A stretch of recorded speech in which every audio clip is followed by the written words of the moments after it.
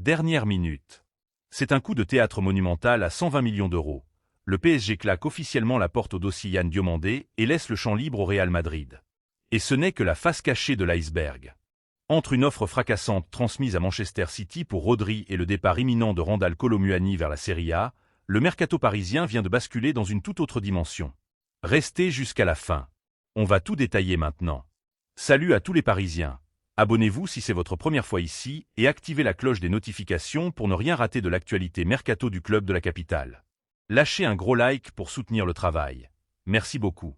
Commençons par le secteur offensif et un véritable séisme qui secoue les coulisses du mercato parisien, alors que le grand ménage orchestré par la direction sportive franchit un nouveau cap décisif.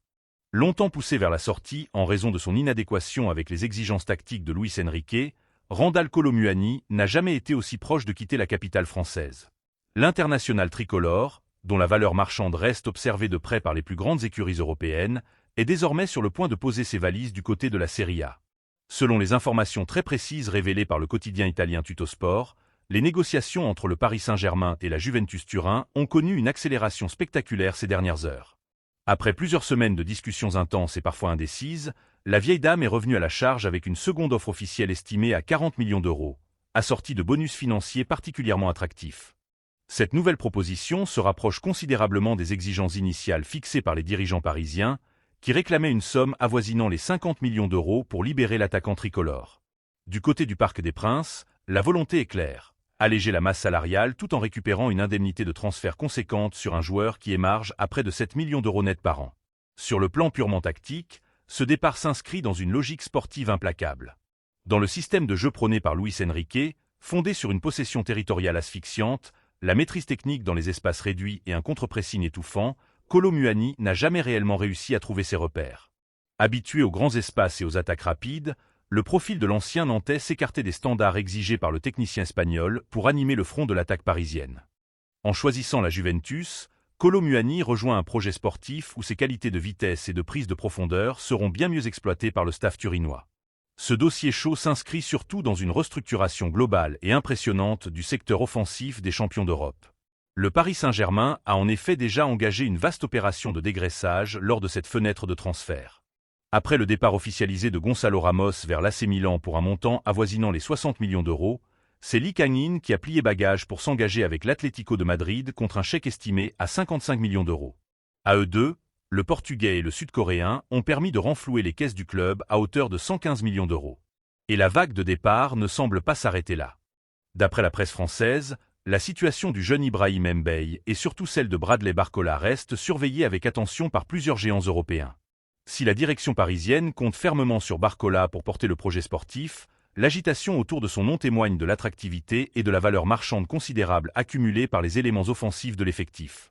Grâce à ces ventes successives et à l'accord imminent pour Kolo Muani, qui porterait les rentrées d'argent totales à près de 160 millions d'euros, le Paris Saint-Germain dispose d'un trésor de guerre colossal pour réinvestir intelligemment sur le marché. L'objectif prioritaire de l'état-major parisien reste le recrutement du jeune phénomène Yann Diomandé, l'ailier étincelant du RB Leipzig. Évalué à plus de 50 millions d'euros sur le marché des transferts, l'international ivoirien correspond en tout point au profil recherché par Luis Enrique. Percutant, électrisant dans le 1 contre 1 et doté d'une marge de progression exceptionnelle. Cependant, le temps presse au Parc des Princes. Selon les informations combinées des médias allemands et espagnols, le Real Madrid est également très positionné sur ce dossier et pousse en coulisses pour rafler la mise. La direction parisienne est donc prévenue. Pour finaliser la signature de Diomandé et ne pas se faire doubler par la Maison-Blanche, il faudra convertir très rapidement l'argent du transfert de Kolo Muani en une offensive concrète sur le marché des transferts. Passons maintenant à un autre dossier totalement fou qui secoue la planète football. Selon les informations très précises révélées par le journaliste Fabrice Hawkins pour RMC Sport, le Paris Saint-Germain a officiellement pris contact avec Manchester City pour se renseigner sur la situation contractuelle et sportive de Rodri. L'international espagnol, récemment élu meilleur joueur de la Coupe du Monde et considéré comme le numéro 1 incontestable à son poste, se retrouve désormais à seulement 1 an de la fin de son contrat du côté de l'Etihad Stadium. Cette situation contractuelle particulièrement délicate place le club anglais sous pression et ouvre une opportunité de marché totalement inattendue pour les plus grands cadors européens. À l'origine, la direction sportive parisienne et l'entraîneur Luis Enrique n'avaient pas prévu d'investir sur un milieu de terrain lors de ce mercato. Le technicien espagnol se montrait en effet très satisfait des solutions déjà présentes au sein de l'effectif, notamment après le récent repositionnement tactique de Lucas Beraldo. Le jeune international brésilien, capable de glisser de la défense centrale vers un rôle d'essuie-glace dans l'entrejeu, offrait des garanties solides dans la relance et l'équilibre collectif. Cependant, face à la possibilité de recruter un joueur de la dimension de Rodri, les plans parisiens ont immédiatement évolué. Dans le système prôné par Luis Enrique, basé sur une possession territoriale asphyxiante et un contre-pressing ultra-agressif, l'arrivée de Rodri apporterait une maîtrise technique absolue, une présence physique imposante et une intelligence tactique capable de bonifier des joueurs comme Vitinha ou Warren Zaïre-Emery. Sur le plan économique, une telle opération représenterait un investissement financier majeur. Même à 1 an de la fin de son bail à Manchester, la valeur marchande du joueur reste estimée à plus de 110 millions d'euros par les observateurs spécialisés. Chez les Skiblus, Rodri émarge actuellement un salaire annuel avoisinant les 15 millions d'euros nets. Pour espérer racheter ses 12 derniers mois de contrat, le PSG devrait transmettre une offre d'indemnité de transfert avoisinant les 70 à 80 millions d'euros, tout en proposant un contrat longue durée assorti d'une prime à la signature conséquente.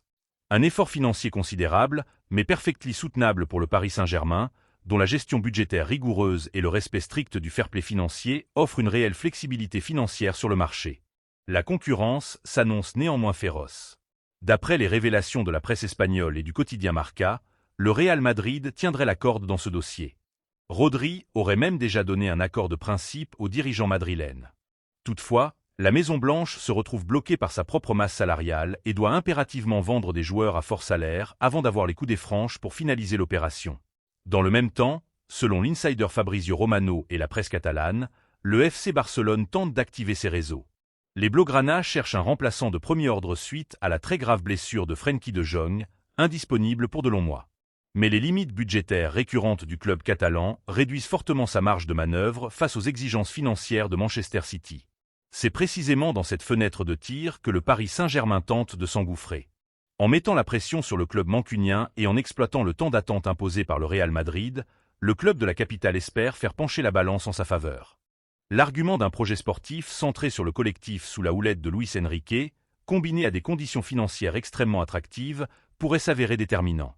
Reste à savoir si le champion de France parviendra à concrétiser ce coup de maître ou si la concurrence espagnole finira par reprendre le dessus dans ce dossier brûlant. Avant de passer au dossier le plus brûlant, je veux voir combien d'entre vous sont encore là. Lâchez un énorme pouce bleu sur cette vidéo. Je compte sur vous.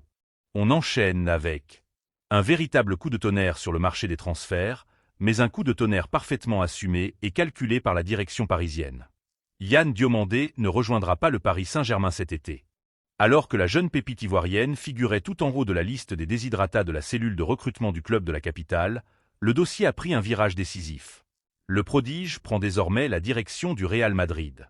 Mais alors, pour quelle raison le PSG a-t-il choisi de faire machine arrière dans un dossier qui semblait pourtant prioritaire?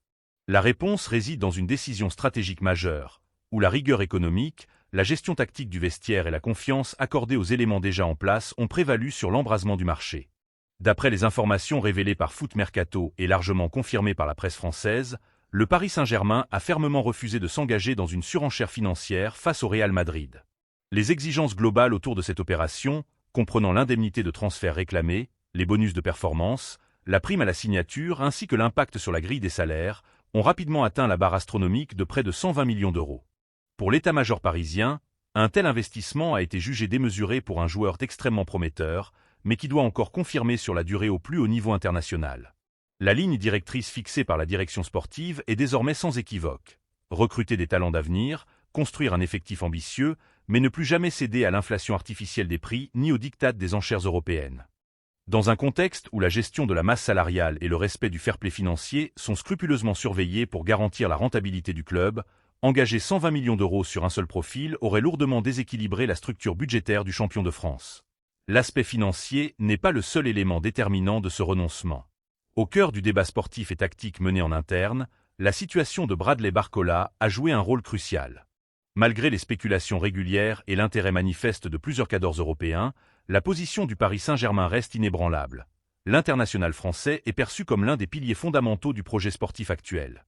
Sous les ordres de Luis Enrique, Barcola s'est imposé grâce à sa vitesse, sa capacité d'élimination en 1 contre 1 et sa discipline collective indispensable au pressing prôné par l'entraîneur espagnol. Le technicien parisien compte plus que jamais sur lui pour animer le flanc de l'attaque et poursuivre sa progression. Preuve irréfutable de cette confiance absolue, la direction parisienne s'active en coulisses pour boucler une prolongation de contrat assortie d'une revalorisation salariale à la hauteur de son statut. Dans cette configuration, injecter 120 millions d'euros pour attirer un joueur évoluant dans le même secteur offensif n'avait aucun sens stratégique. Une telle arrivée aurait risqué de freiner l'épanouissement de Barcola, de générer des tensions inutiles dans le vestiaire et d'altérer l'harmonie du groupe instaurée par le staff technique. À ces considérations financières et tactiques s'est ajouté un problème d'ordre relationnel lors des négociations. Comme le rapporte le journaliste Malik Traoré, la direction du PSG s'est heurtée à des complications majeures avec l'entourage de Yann Diomandé. Le joueur se retrouve en effet représenté par deux agences distinctes. Une situation complexe qui a engendré des divergences profondes, des exigences croissantes et une surenchère permanente au fil des réunions. Refusant de s'immiscer dans un montage contractuel flou et d'accéder à des demandes de commission jugées abusives par la direction, le PSG a préféré mettre un terme définitif aux discussions. Selon les informations diffusées par la presse espagnole, notamment le quotidien Marca et l'insider Fabrizio Romano, le Real Madrid a immédiatement profité de ce retrait parisien pour s'engouffrer dans la brèche et offrir aux joueurs une voie royale vers la capitale espagnole. Mais du côté du Parc des Princes, aucun regret n'est à déplorer. En refusant de céder à la surenchère et en choisissant de protéger la progression de Bradley Barcola sous les ordres de Luis Enrique, le Paris Saint-Germain réaffirme avec force sa nouvelle philosophie. Aucun joueur n'est au-dessus de la politique du club, et la cohérence collective primera toujours sur la course au montant exorbitant. Ton commentaire est très important pour nous. Dites dans les commentaires ce que vous pensez de ce choix fort de la direction parisienne. Le PSG a-t-il eu raison de refuser d'investir 120 millions d'euros sur Yann Diomandé afin de privilégier la progression de Bradley Barcola et de préserver l'équilibre du vestiaire? N'oubliez pas de vous abonner à la chaîne pour suivre en exclusivité l'actualité mercato des Parisiens, de liker et de partager la vidéo pour soutenir la chaîne. Merci beaucoup.